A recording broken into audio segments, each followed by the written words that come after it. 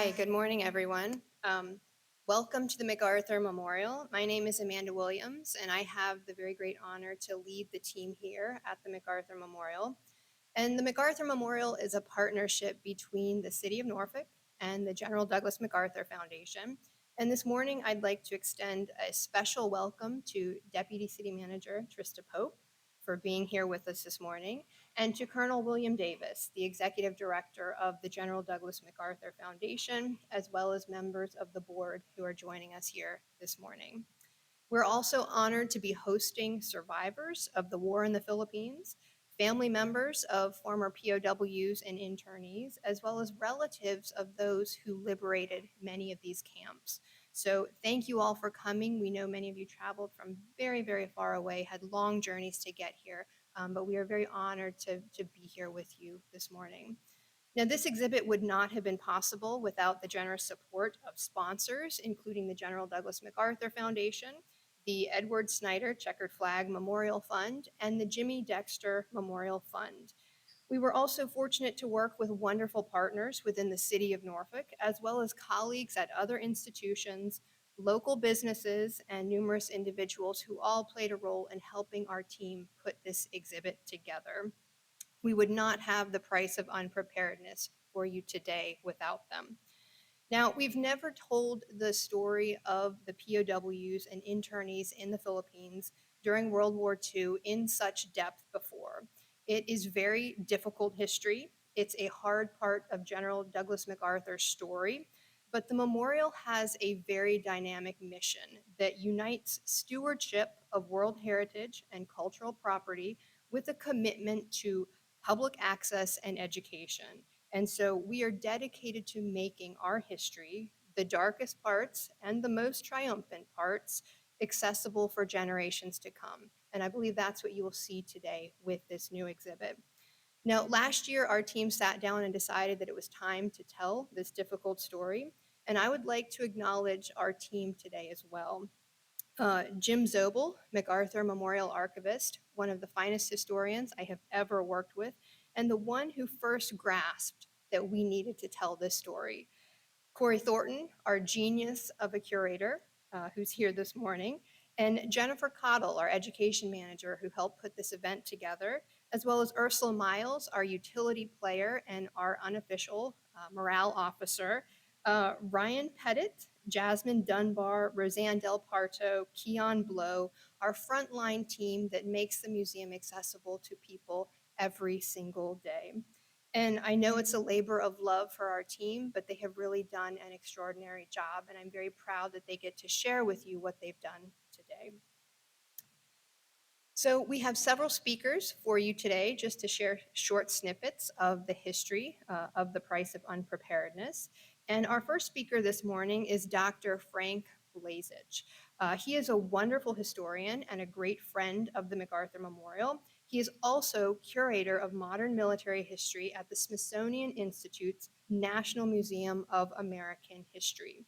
He is the author of Bataan Survivor, a POW's account of Japanese captivity in World War II, and he was instrumental in donating or helping us to find loans for our exhibit. So please join me in welcoming Dr. Frank Blazich.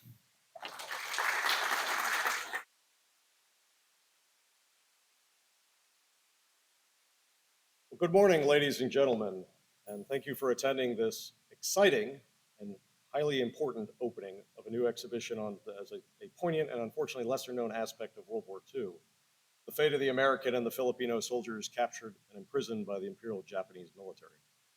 Now this talk is essentially going to provide a bit of an overview of what you're going to see once the exhibit opens, but I don't want to steal the thunder of the exhibition or other speakers. So I will just try and give kind of a brief overview of kind of how we got into the conflict, but also tell you the story of one POW in particular, Lieutenant Colonel David L. Hardy. Now, following his recall to active duty in July 1941 and being placed in command of the newly established United States Army forces in the Far East, General Douglas MacArthur attempted to mobilize, train, and equip 10 reserve divisions for the Philippine Army to supplement the existing Philippine Department forces. And by November of 1930, he also had additions of American armor, artillery, as well as hundreds of officers and enlisted personnel as trainers. This included 140 new fighter aircraft and B-17 heavy bombers on Luzon, which are all intended to bolster MacArthur's forces to approximately 31,000 American and 100,000 uniformed Filipino personnel. Now, one of these recent arrivals was Colonel Hardy. He, in fact, arrived in Manila on November 21st. Also, in addition to this, MacArthur could rely on the United States Navy's Asiatic Fleet, and this included the heavy cruiser Houston, the light cruiser Marblehead, 13 destroyers, 22 submarines, 6 motor torpedo boats, as well as a large force of gunboats that had come down from China. Adding to this, you have the island fortress of Corregidor, where the 4th Marine Regiment was stationed, along with Army Coastal Artillery forces guarding the entrance to Manila Bay. But as we know, one day of air attacks transformed the vaunted air power into smoldering ruins. On December 8th, Imperial Japanese Army and Navy air units decimated the Far East Air Force. This destroyed half the B-17s, a third of the frontline fighters on the ground or in the air, along with considerable loss of personnel. December 10th, Japanese forces landed on northern Luzon. Also on the 8th and on the 10th, Japanese aircraft bombed the Cavite Navy Yard, which severely damaged several ships. Heavily damaged the submarine Sea Lion, which later had to be scuttled. Most of all, it destroyed a very valuable stockpile of torpedoes. The damage left the base in ruins, thankfully the majority of the Asiatic fleet had already sortied, having deployed south to protect the Dutch East Indies. Now, having initially rejected as defeatist a pre-war plan to withdraw to the Bataan Peninsula and the island of Corregidor, MacArthur had chosen instead to counter the Japanese at the invasion beaches, and he dispersed his forces and relocated supply dumps nearer the sites of the landings. But now, with the destruction of the Far East Air Force and the landing of the main Japanese force of 43,000 soldiers under the command of Lieutenant General Masaharu Homa at Lingayen Gulf on December 22nd, as well as a second landing force of 7,000 Japanese troops at Lemon Bay on December 24th, MacArthur had to shift his plans. So he now has 2 Japanese pincers closing in on Manila, and on December 24th, he ordered a withdrawal into defensive positions on the Bataan Peninsula. And 2 days later, he declared Manila an open city, hoping to spare both the residents and the Pearl of the Orient from destruction. Throughout the remaining days of 1941, approximately 80,000 American and Filipino troops, along with 26,000 civilians, moved somewhat haphazardly into the malaria-plagued peninsula. Now, in this rush to move into Bataan, vast stores of food, medicine, and other war material had to be abandoned or destroyed. Now, in the first weeks of January, the Japanese launched a series of attacks on the Filipino and American forces on Bataan.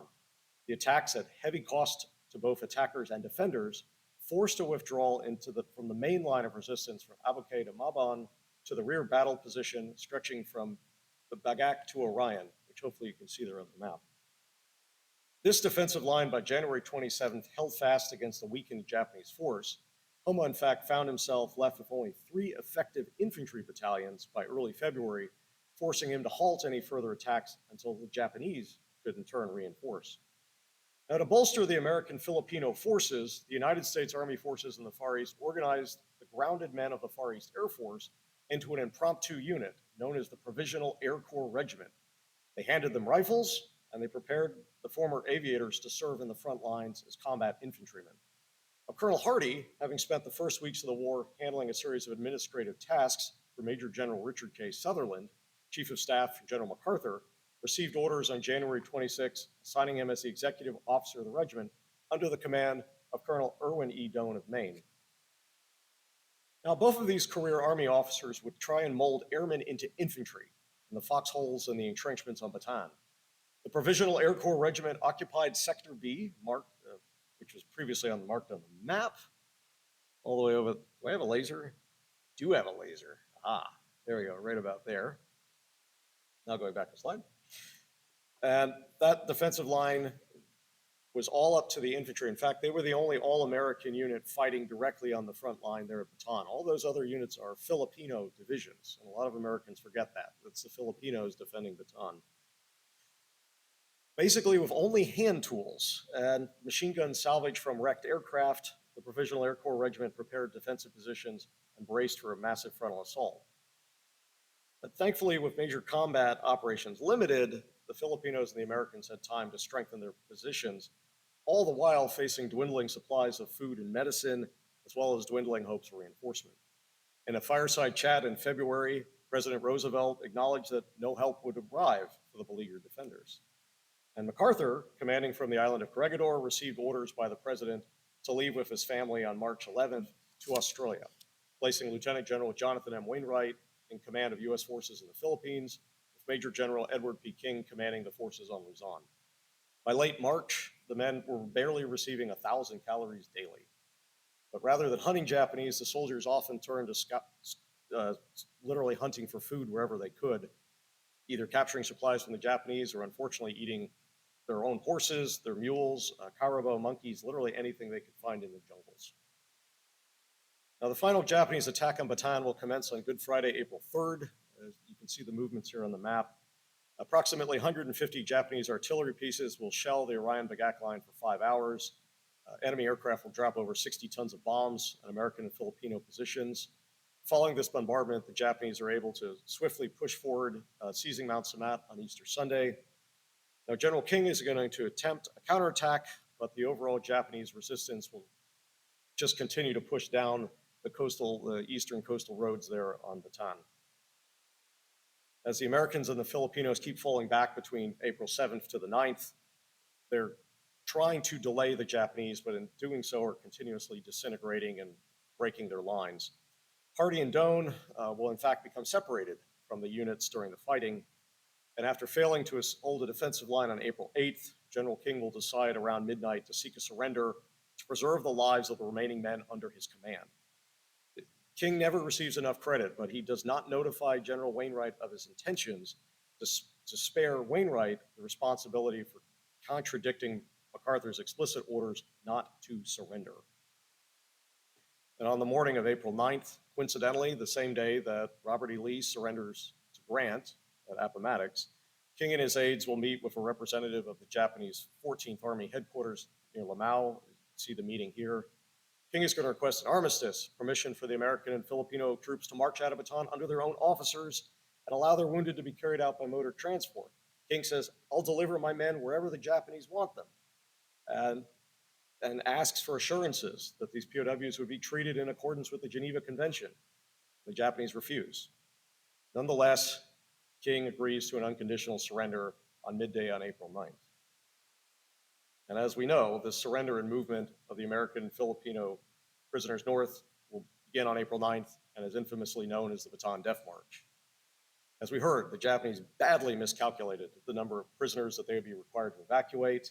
They were completely unprepared, and this operation was a complete muddled, bloody mess. These men, having been weakened by disease and starvation and exhausted by battle over the course of months, will be dying from exposure. They'll die from abuse and torture at the hands of the Japanese. Water and food is almost non-existent along the way. The survivors are going to witness countless acts of murder and sadistic cruelty by the Japanese guards, not only to the soldiers, but particularly to the Filipino civilians who are attempting to help the vanquished. Over approximately 65 miles of forced marching, from 5,000 to 18,000 Filipinos died or were massacred, along with 500 to 650 Americans. Once they reached the railhead at San Fernando, the Japanese guards then forced the prisoners into 40 by 40 men or 8 cattle rail cars, metal rail cars, for a journey north to Capas. And once there, they have to endure another 9 miles of forced marching before arriving at Camp O'Donnell. Now, Hardee will stay at actually 2nd Corps headquarters, located there at the bottom of the map, with other American personnel for actually a week after the surrender. So he is one of the last groups to march on the Death March, but in so doing, he is witness to all of the massacre. He sees the bodies. They see the evidence of what transpired over the previous weeks.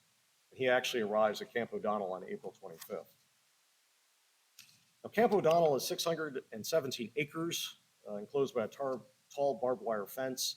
And within this space, the Japanese crammed 9,000 Americans and 50,000 Filipino prisoners. They were in basically an incomplete Philippine Army division encampment. There's one stream running throughout the camp. This is the only source of running water for the prisoners, and there's barely a single functional faucet for the prisoners just to wait in line for hours to fill a single canteen. This camp lacks basic sanitary facilities. Many of the prisoners are already suffering from dysentery and other illnesses. So human waste literally covers the grounds within days. The Japanese eventually decide, okay, we'll take mercy. Here's a shovel to try and perhaps dig some slit trenches. But these are men too weakened to dig a slit trench. Blue bottle flies literally descend upon the camp like a biblical plague. Prisoners describe the constant buzz of the flies. In so doing, they're carrying disease from man to man. 1 out of every 6 Americans in Camp O'Donnell will die, about 1,600 between April 42 to January 43. The Filipino deaths during this time, 1 out of 2. Over 21,000 men will die from April to July of 42 alone. And survival here tests people every single day. The prisoners had converted a hut adjacent to the camp hospital into what they call the Z or Zero ward, where those too weak to stand are sent literally to die. Willpower is often the only deciding factor between life or death. Men who withstood the march to camp often chose, quite frankly, to stop fighting for life, and they would die within hours.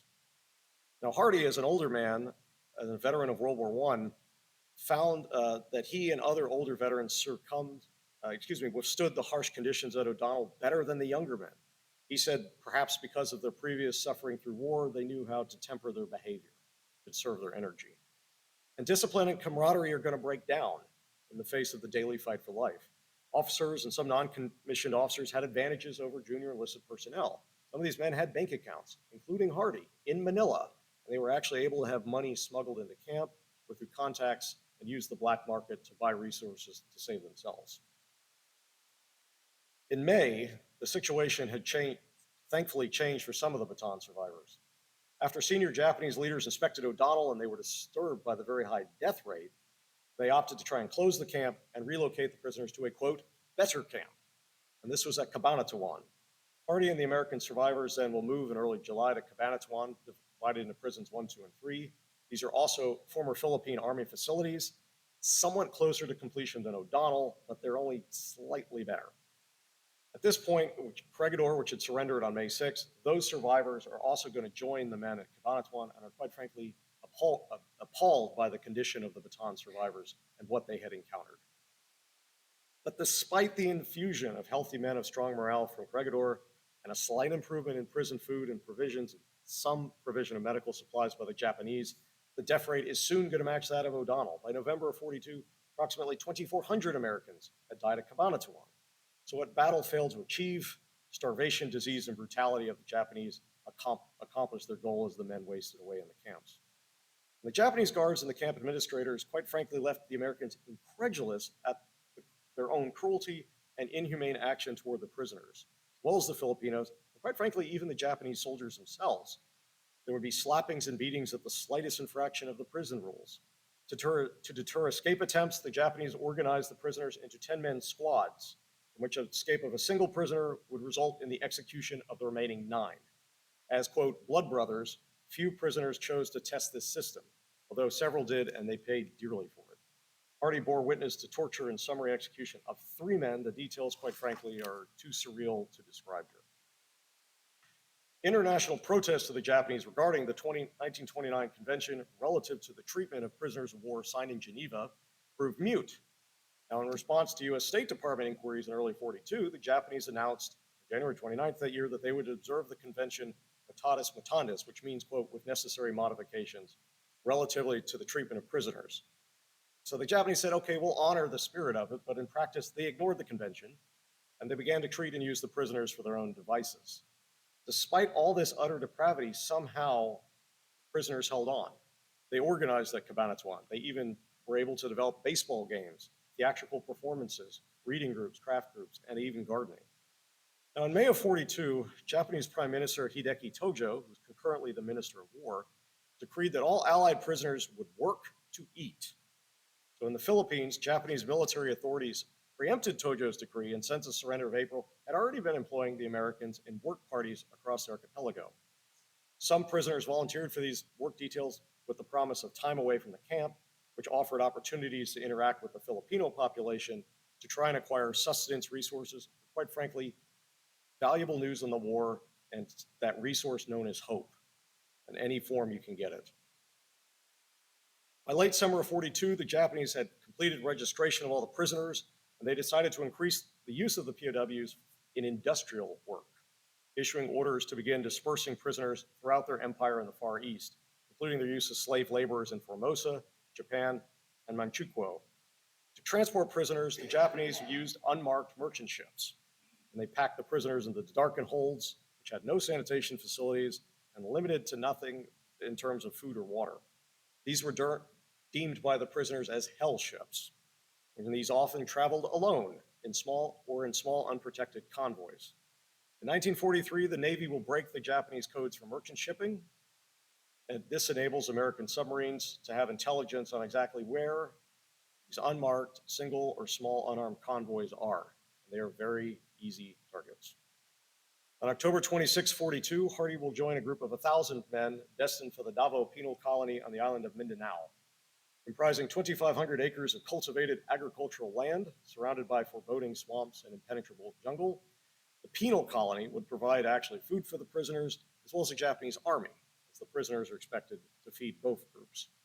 There is, however, some prospect of water, possibly food, and so this has an almost Elysian character for Davao compared to O'Donnell or Cabanatuan.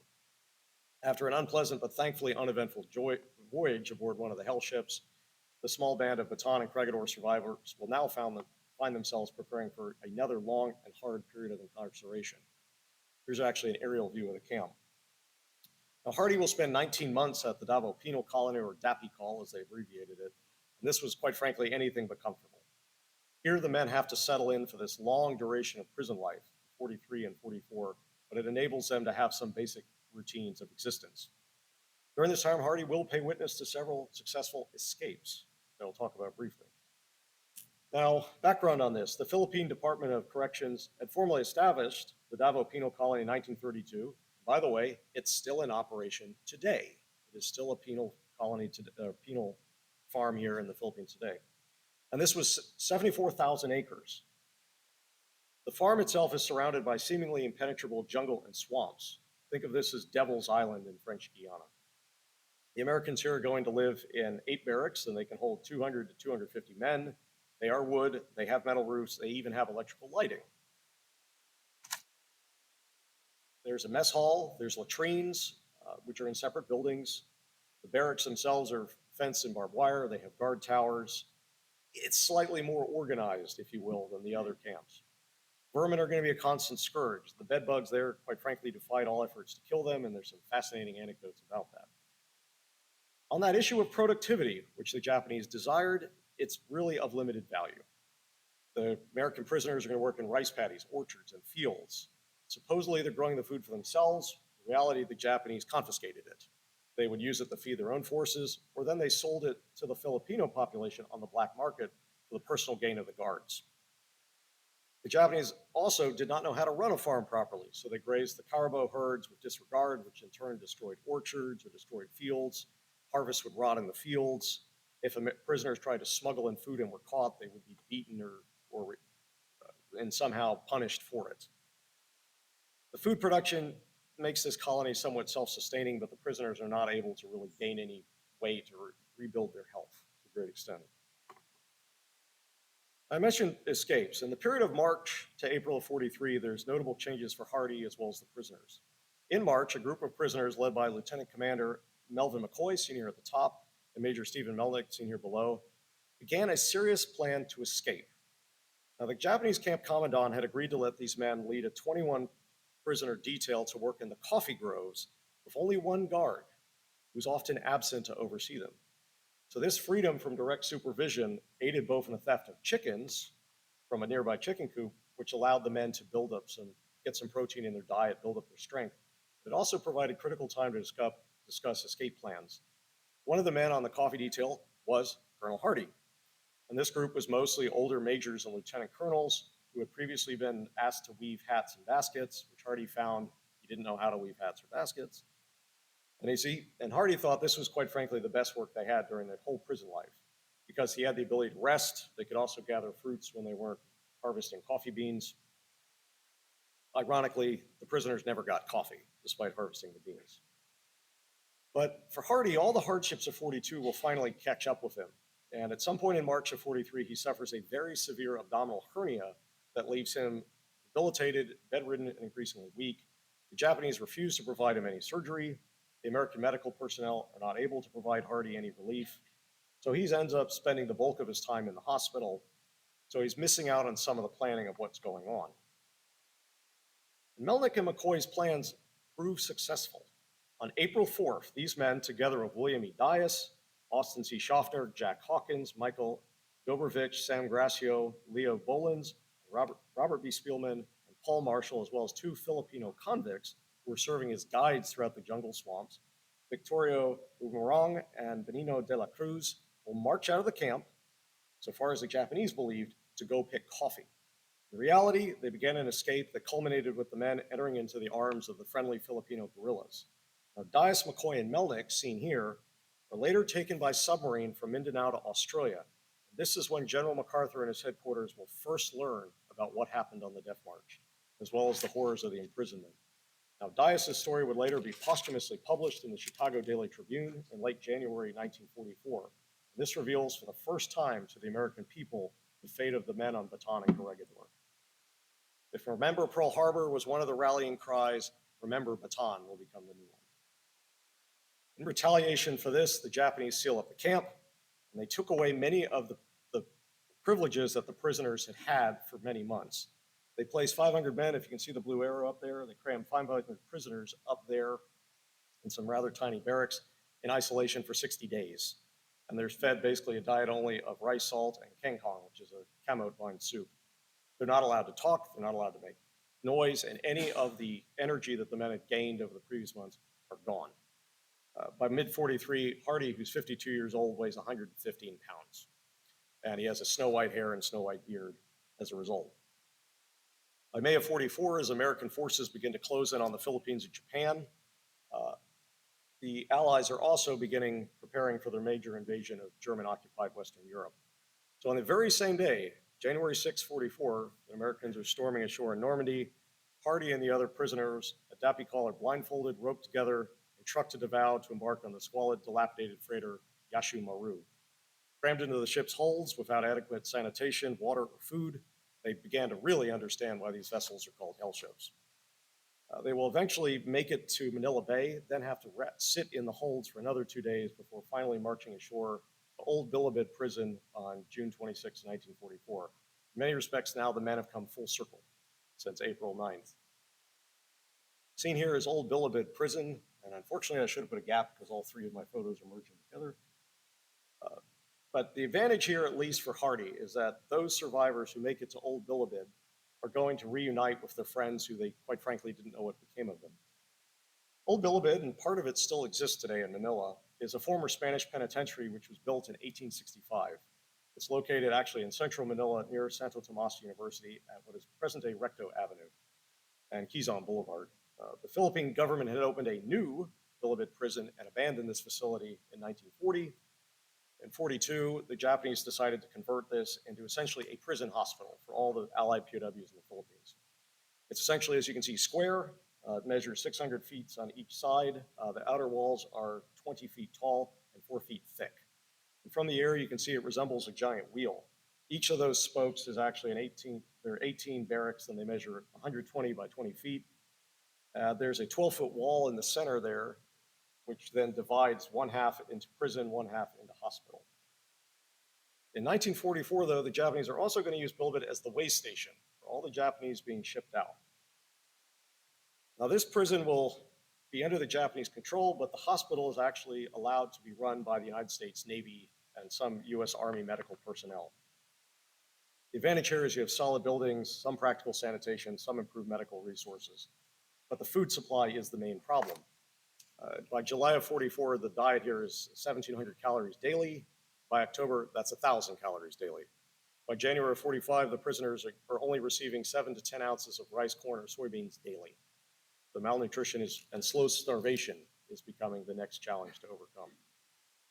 And by September of 44, as we begin preparing for the return of land forces to the Philippines, over 200 US Navy aircraft will target Japanese installations and military forces at Clark, Nielsen, and Nichols Field, as well as the Pandacan Oil District, as well as Japanese shipping in Manila Bay.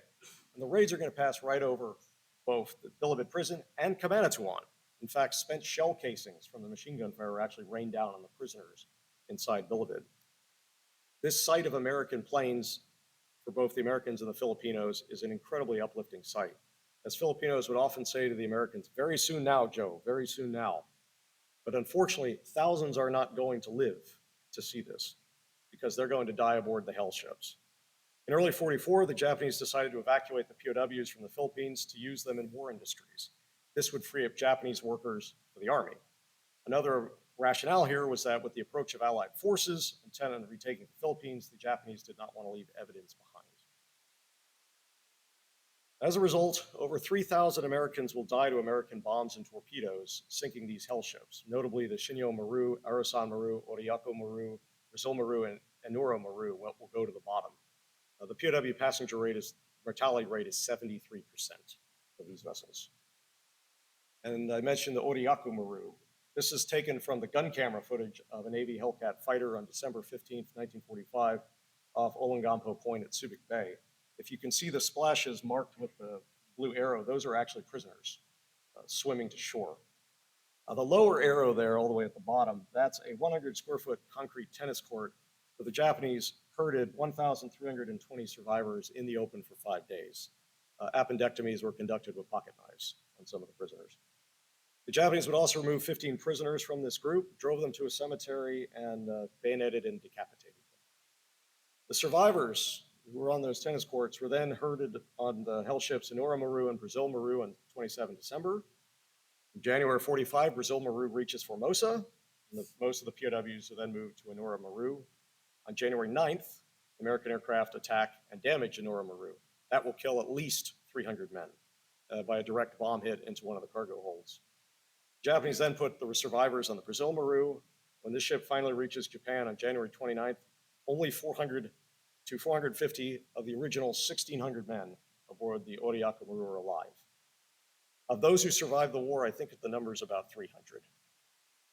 Hardy should have been aboard that ship. If it wasn't for his hernia, he would have been aboard that ship. But he stays in Bilibid. The men left at Bilibid are left to die, as far as the Japanese are concerned. But while the prisoners are perishing at sea, MacArthur will fulfill his promise to return. 4 divisions of the 6th Army land at the island of Leyte on October 20th. And meanwhile, U.S. Navy and the Imperial Japanese Navy will fight the largest naval battle in history at Leyte Gulf. When the smoke from that will clear on October 26th, America will have won a decisive victory, having effectively destroyed the Japanese Navy as a fighting force. The operations on Leyte are considerably difficult, particularly trying to build airfields for the invasion of Luzon due to the mud and almost torrential rains. MacArthur then decides, let's invade the island of Mindoro near Luzon, and this will serve as the base for airfields to support the Luzon invasion. And on December 15th, American forces will come ashore unopposed and secure the island late the next day. And so within a few weeks, approximately 175,000 troops of the 6th Army will disembark at the beaches of Lingayen Gulf on Luzon, exactly where Homa's forces came ashore in December of 41. On January 23rd, 45, American forces under MacArthur's command will reach Clark Air Base and then begin the advance on Manila. MacArthur will order his 1st Cavalry Division to move on the capital, and 2 motorized cavalry squadrons will race towards the city on February 3rd. The flying column, led by the 8th Cavalry, will reach Manila first, and a tank from the 44th Tank Battalion will actually break through the gates at Santo Tomas University, mere miles from Bilibid. They will liberate the civilian internees held in Santo Tomas. All the while, the sounds of battle are echoing inside the walls of Bilibid. The Japanese guards, in fact, will leave the prison at noon on February 4th. Later that evening, infantry from the 2nd Battalion, 148th Infantry will move toward the outer prison walls. One squad of GIs will cautiously enter a long storage room separated by a wall on the west side of the prison. After ripping boards off the windows, they're surprised to see that there are fellow Americans on the other side. And disbelief quickly turns to elation as Hardy and his fellow prisoners were at long last back among friendly forces.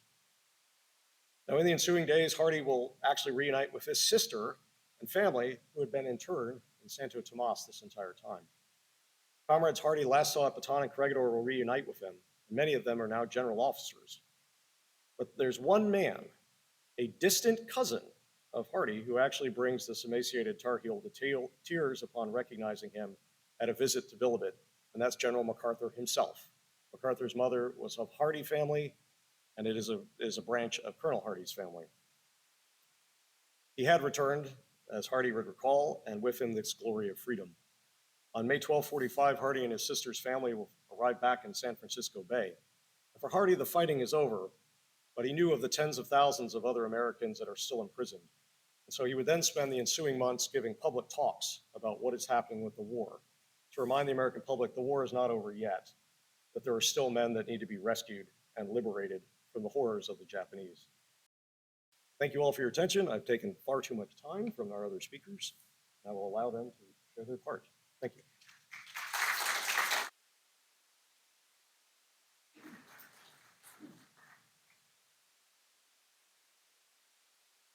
Thank you, Dr. Blazich.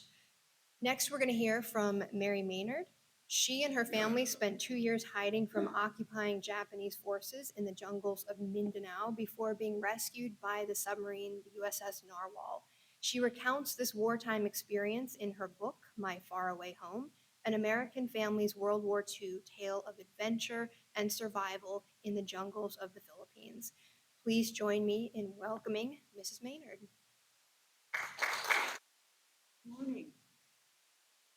Good morning. I am the gold miner's daughter, and I am a member of the gang that got away. So it's rather an odd story.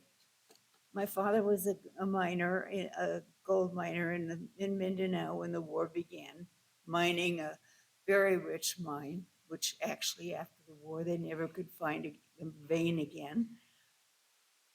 And when it became clear that the Japanese were here and were there and were going to take care of us, we went inland and up into the mountains where there was a small gold mine that had been abandoned for,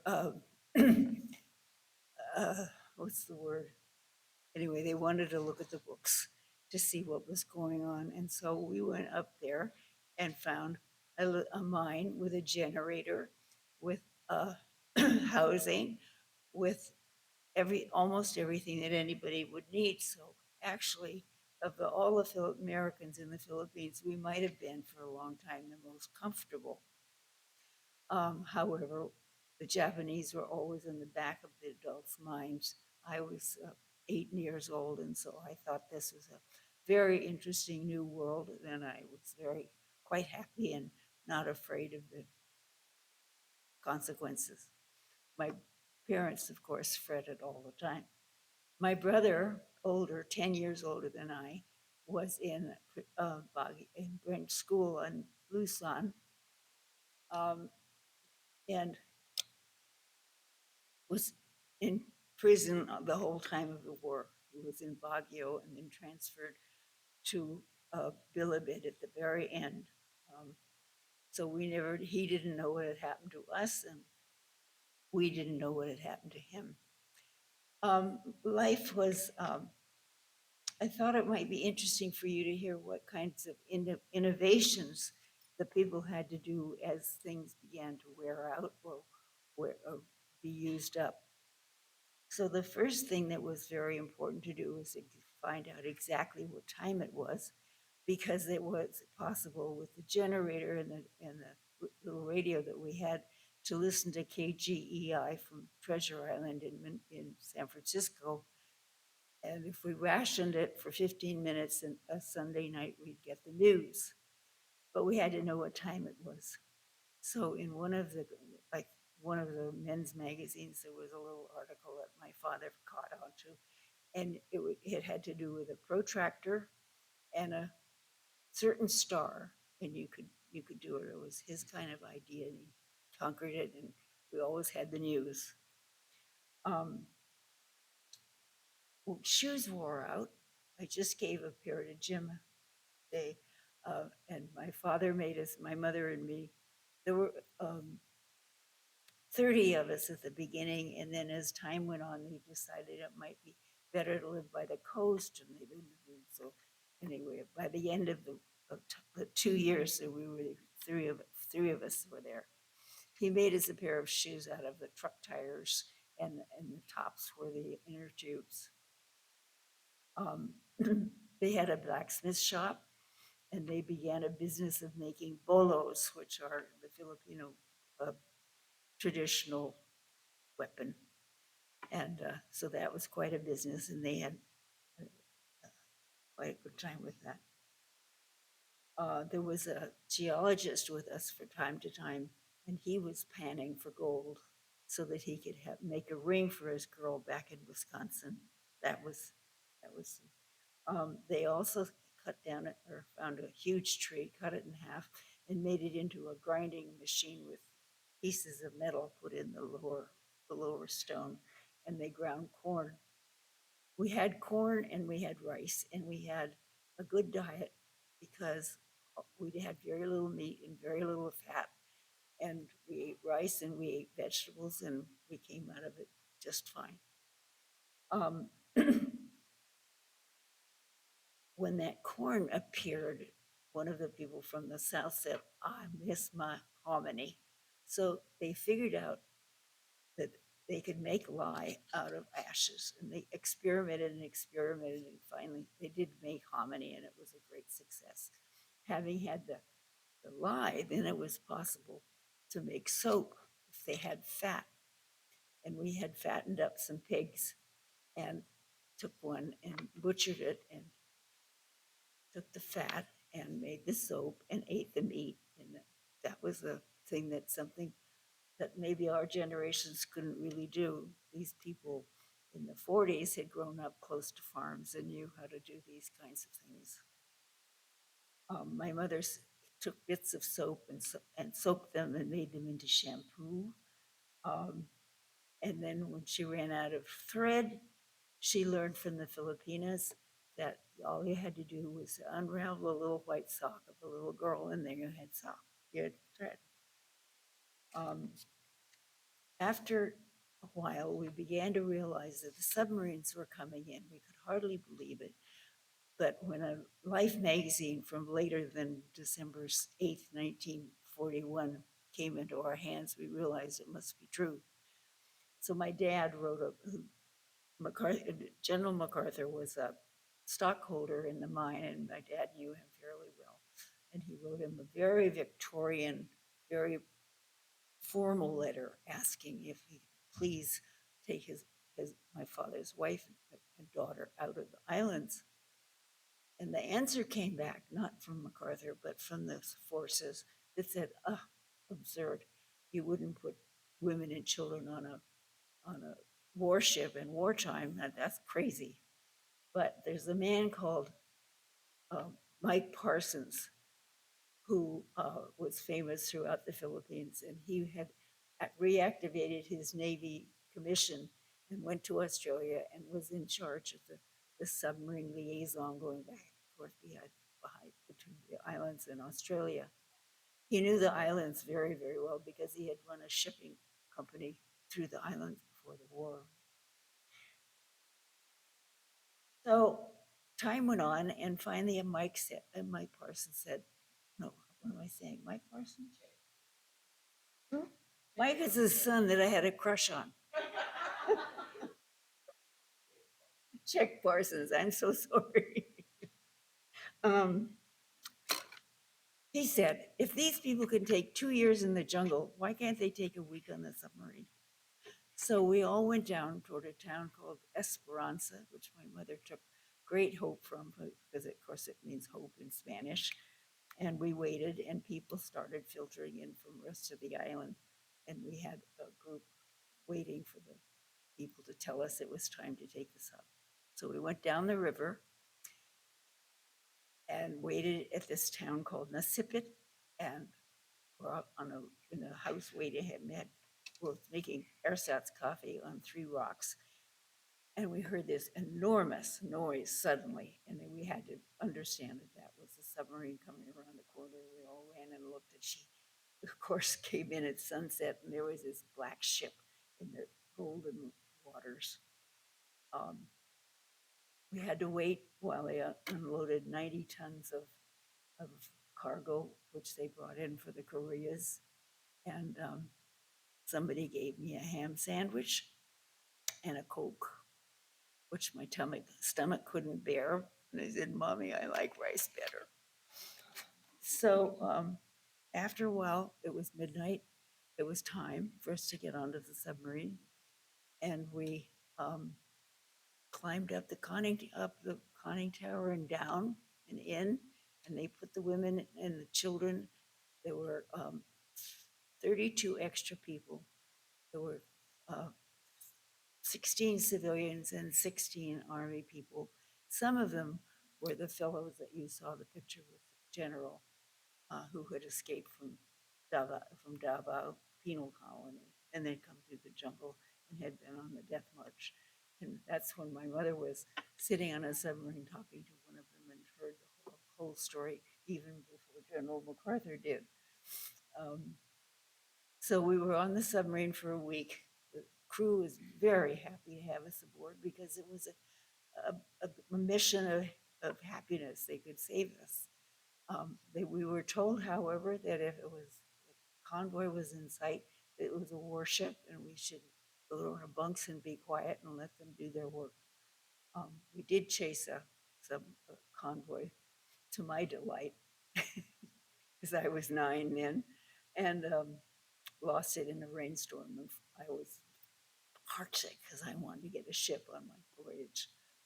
After a week, they served us beans on Saturday. That's traditional in the Navy. And when we came to the equator, this Captain Mata, who had a great sense of humor, called his engines Matthew, Mark, Luke, and John, and he dived under the equator for us.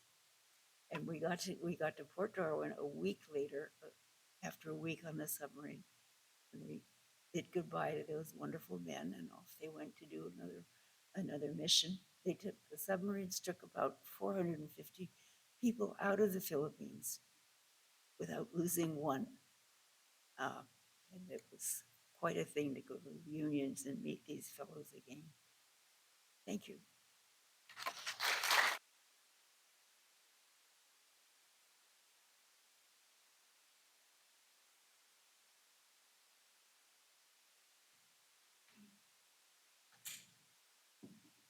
Thank you very much, Mrs. Maynard. She is an absolute treasure. I hope you all get a chance to talk with her today. Now, I would like to introduce our next speaker, Mrs. Cecily Marshall. Mrs. Marshall was a young girl living with her family in the Philippines when World War II began, and her family actually evaded the Japanese for about a year before surrendering. They were then interned at Happy Life Blues internment camp in Davao, Mindanao, and then later transferred to Santo Tomas internment camp in Manila. So please join me in welcoming Mrs. Marshall.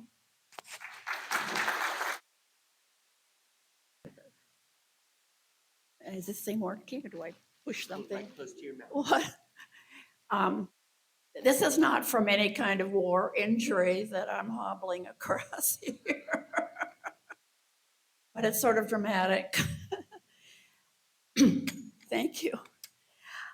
Nothing could have prepared our family of 5 for what was to come following the bombing of Pearl Harbor on Philippine time, December 8th, 1945. Therefore, we paid the price of unpreparedness with more than 3 years of our lives by hiding in the mountains of Mindanao, captured by the Japanese who found our hiding place, short internment back in the little town we lived in called Zamboanga, Happy Life Blues internment camp in Davao, Happy Life Blues, a rundown old cabaret, transport on 2 battle-scarred Japanese troop ships. In the hold of the ship was also inhabited by rats and mice. And finally, to Santo Tomas internment camp in Manila for another year. And we're eyewitnesses to the Battle of Manila. And we're there when General MacArthur came in for his triumphant entry around February 7th or 8th, 4 or 5 days after entering the city of Manila. So I think people are quite familiar or somewhat familiar with events at Santo Tomas. So I'll talk a little bit about the Davao concentration camp, which not a lot of people know about. And I entitled my book Happy Life Blues after the name of the cabaret. This camp eventually had about 280 inmates in there who were gathered from all over Mindanao, missionaries, pineapple plantation, Goodyear rubber, soldiers of fortune, all sorts of people were thrown in together in this cabaret, and we understood that the first people who were there had to clear out a family of cobras, which was underneath the building that we were to occupy. By the time we got there, the cobras were gone. We were one of the last groups collected around Mindanao to enter into Happy Life Blues. And we tried very hard. We had school, just two groups, junior and senior. And we were taught by Catholic priests, which was really very interesting because before the war, there was a great schism between the Catholic priests and the Protestant missionaries, and they wouldn't walk on the same side of the road together. And here they were in the camp teaching their children, and everything worked out pretty well. And I have an old report card. Actually, we had report cards, and it was written on the back of a hookworm report, so they weren't too fancy. The people that ran the camp tried to keep the children happy and occupied, organized a baseball team. Well, the Japanese loved baseball, and they couldn't wait to be part of the team, and were very disappointed when they weren't chosen first. And but the baseball was one of the things that kept people going. On Saturday night, tried to have some kind of entertainment. Reciting of a poem, a small chorus was formed, and that kind of thing. The guards loved the entertainment, and they couldn't wait for Saturday night and get the best seats on the stairs of the old cabaret.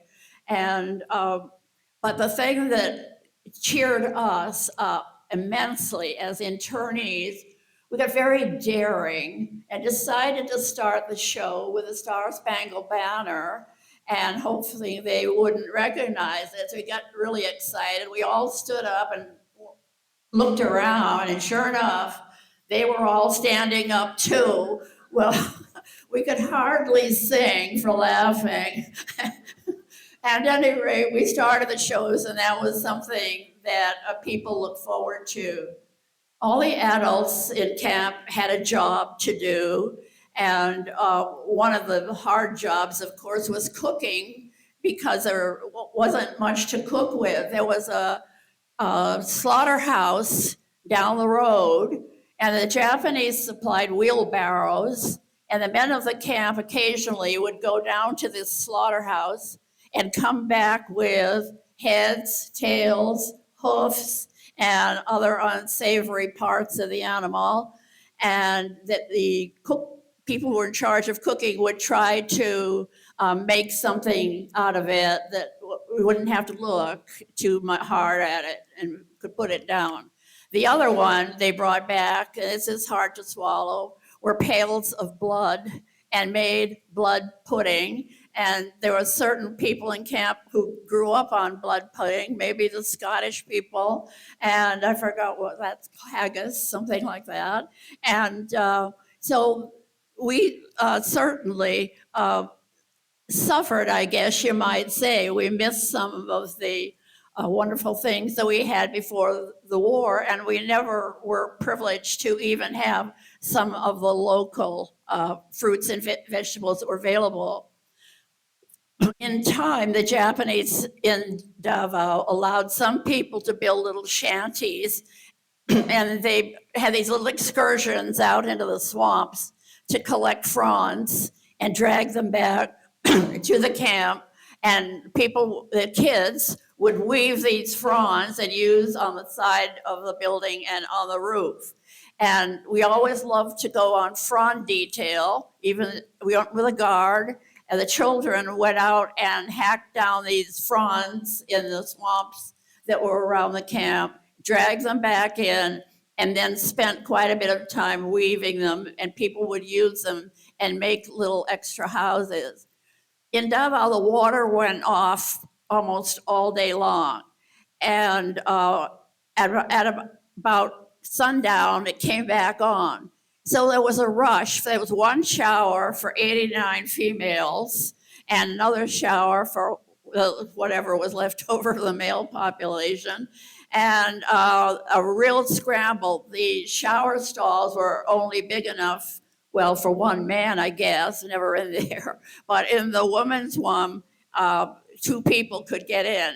And there was a sliver of soap left on the little shelf there. Nobody ever left anything like a sliver of soap. So sometimes it was just a shower. And we're well aware it was very hot in Davao, and they looked forward to the showers. One thing that was instituted in Davao was roll call, morning and evening.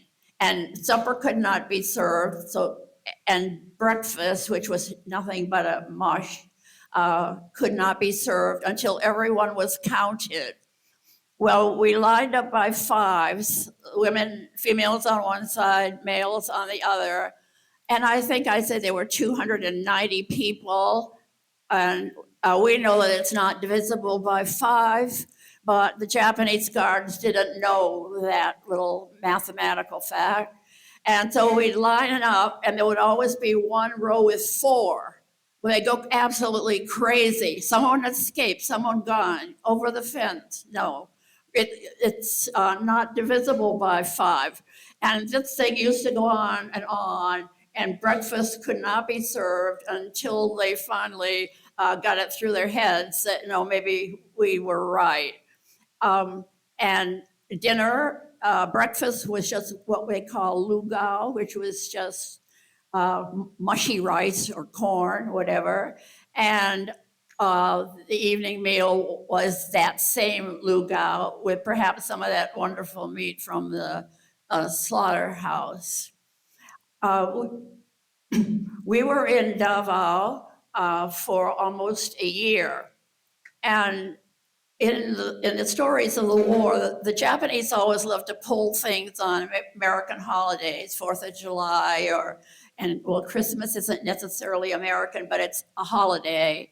And so when they planned their moves, it was all around that time. So we had heard rumors that we were going to be moved, and we had assumed and hoped, I guess, that it was going to be Santa Tomas in Manila, because many people had relatives and families up there. So the Japanese would give you 1 day's warning and say, hurry, hurry, or hully, hully, or however they pronounced it. And we get our stuff together, and they said, get it out here on the plaza, and we're going to be leaving at, in the dark of the morning, because they didn't want the Filipinos to see everybody being transported out of the camp, and then notify all the submarines up and down the coast that there was a ship coming by soon loaded with American prisoners. So they killed the carabao, who was supposed to be for Christmas dinner, and we were supposed to be making little things for the kids for Christmas, having carabao made. A carabao is a water buffalo. And that thing had been hanging around camp for a year. This was his big moment, I guess. So the Japanese said, just put all your things in the plaza. We put, what are our things? Just a couple of straw baskets that we still have. In my book, I have a picture of. And so we got it together, put it out in the plaza, began to rain, and they said, no, not going, we're going in the morning. So we slept all that night nobody slept, but we lay down on the hard concrete floor in the cabaret.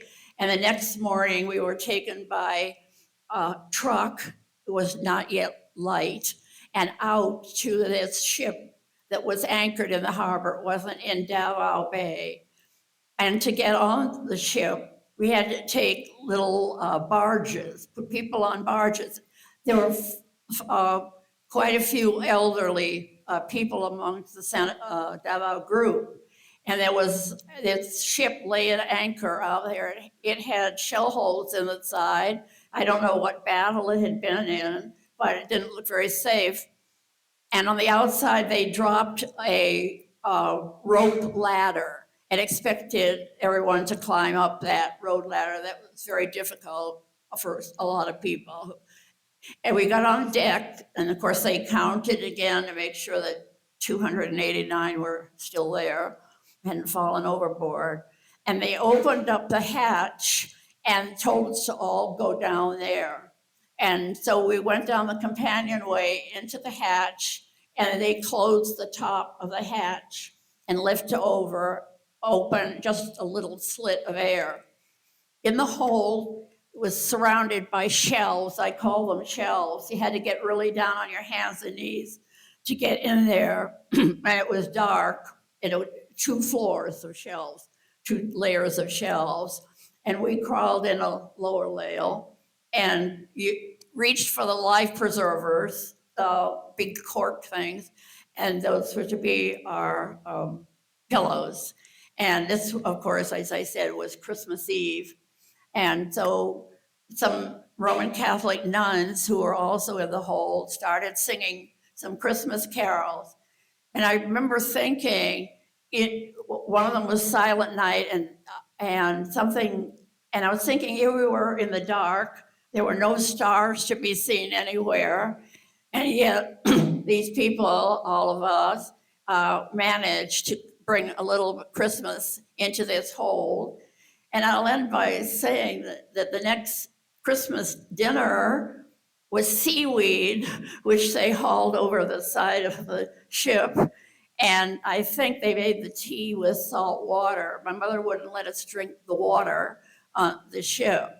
And now I guess there is seaweed in natural food stores now, and it's quite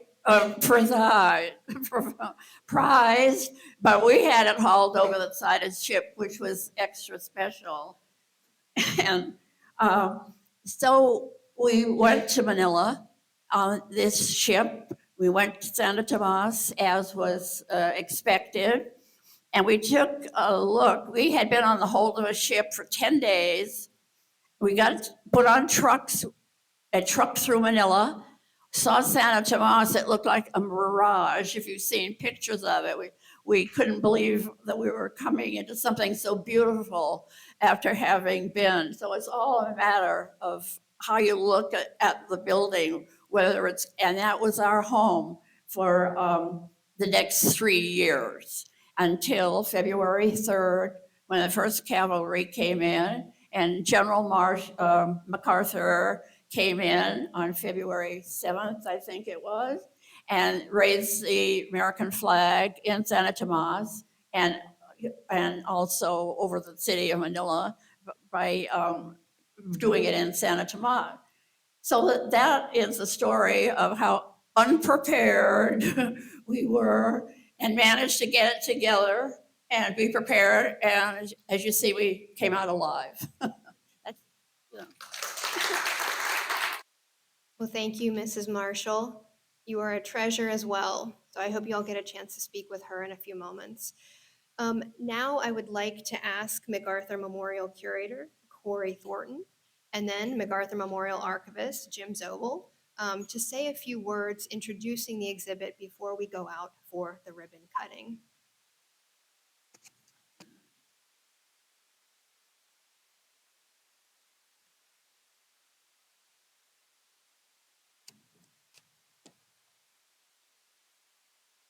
Morning, everybody. Won't take up too much time. My name is Corey Thornton. I'm the curator here at the MacArthur Memorial. It's my honor to be here with a great group of folks and to be here with you today. What I'd like to say and what I would normally say is, I hope you enjoy this exhibit. I'm not sure this is the way I want to put it at this time, considering the somber nature of the subjects that we tackle. So let me say that I hope that you find the exhibit to be interesting, educational, thought-provoking, and maybe even moving. It's certainly been all of these things to me. On behalf of the MacArthur Memorial too and staff, we thank the City of Norfolk and the General Douglas MacArthur Foundation for their support and sponsorship. So much time goes in and work goes into these special exhibits that I still find myself amazed at just how so much can be accomplished by so very few people. I think it comes down to dedication. I know it comes down to dedication and the various talents that they bring. And everyone at this institution brings both to the table. And so that makes for a pretty formidable team. Anyway, thank you again for joining us. And we would be happy to talk about everything in the exhibit. We'll be out there with you. And I, again, hope that you find it, well, interesting and enjoy it to the degree you can. Thanks.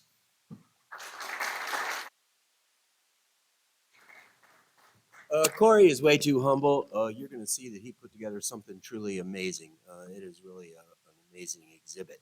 Good to see so many familiar faces out there. I'm glad everybody came. A lot of people came from quite a distance and took many days to get here, and we really appreciate that. This is a very special occasion for us. We've wanted to do this exhibit for about 30 years. Jeff Acosta, who is the old curator in here, we used to talk about it all the time. The problem was we didn't have the material. As you can imagine, a lot of those people, they blame MacArthur for this. You know, they don't know everything, you know, that MacArthur went through, but that was still, you know, a very big factor. And so a lot of people weren't donating prisoner of war materials here. Now, in early 2000, I met Mary, and then I met Cecily. And so we started getting a lot of these Santo Tomas Bilibid things through Mary. I met Pete Parsons, who's Chick Parsons' son, you know, who donated all of the Parsons material here. So we had all these materials for the civilian attorneys as well as the guerrillas, but we didn't have the POW stuff. Now, about 3 years ago, I got a phone call from a woman named Carol Ames. Now, Carol had been born on Corregidor, and she and her brother Roland and her mom lived there with their father. They were sent back to the United States in May of 1941 when all the military dependents left. They'll never see their dad again. He's one of these guys that is on the Inooro Maru and dies as soon as he gets to Japan. But Carol is obsessed with all these people and all these people she knows. And so she collects everything throughout her life. Now, when she called me, she said, I have this collection on Corregidor. And I was, yes, we want that. That's what we do. Well, when it arrives, it's all POWs. And in there, there is a collection from a man named George von Petterfy. Now, nobody knows that name, but George von Petterfy was a 12-year-old boy whose dad was a Hungarian national. He was a liaison with President Roosevelt. And Roosevelt sent him out to this Hungarian national out to the Pacific to investigate British installations in India. Well, the war starts to get caught in the Philippines. They go with the forces into Bataan, this 12-year-old kid, and then they get to Corregidor, and then they get put on a submarine and get taken out. Well, George von Petterfy then goes on to be in the CIA's, but he collects everything because he's going to write this story about the Orinoco Maru. He had a stroke in about 2008 and died in 2012, but not before he gave everything to Carol Ames. And so all that comes here, and when I'm thinking I'm opening this Corregidor story, it's of the POW story. And so this really is the legacy of Carol Ames and George von Petterfy collecting all these materials. And it's the only reason we're going to have this. It's a very unique exhibit. Nobody's ever done anything like this, to have the military as well as the civilian POWs honored like this. And it really is something. Is Ray Pickett here? Ray Pickett is related to Carol Ames. And I just wanted to say thanks to the family for making sure everything got up here. And it is her legacy. And this is all part of her. And so I hope you enjoy it. It is a very somber story, but you're going to find it very amazing. Thanks, y'all.